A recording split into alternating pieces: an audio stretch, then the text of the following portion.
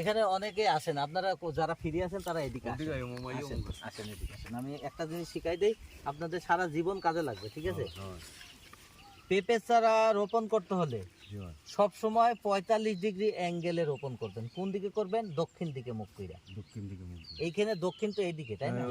তাহলে আমার 45 degree angle কইরা দক্ষিণ দিকে মুখ করে পেঁপে চারা রোপণ করতে হয়। তাহলে পেঁপে চারাটা বেশি উপরের দিকে লম্বা হয় না, ঝড় বাতাসে ক্ষতি করে না, আর গাছের ফলন বেশি হয়, ছোট অবস্থাতে ফল ধরে। এই গাছটা যদি একটু এখন তুমি এই জায়গাতে চারাটা রোপণ করবা, ঠিক দক্ষিণের দিকে।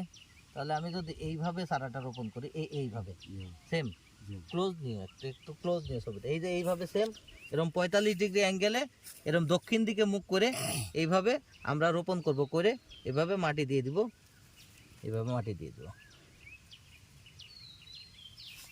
এই হলো সঠিক পদ্ধতি রোপণ করার। ঝড় বৃষ্টি কোনো কিছু ক্ষতি করবে না, সে আস্তে করে সে এইভাবে অটোমেটিকই সেরকম সোজা হয়ে উঠবে। তাহলে কি হবে? এটাতে সরাসরি বাতাসটা লাগবে না, আর গাছ ভাঙে পড়বে না, আর এটা ছোট অবস্থায় একবারে গুড়ির থেকে মাটির সাথে লাগাইয়া ফল দেওয়া শুরু করবে।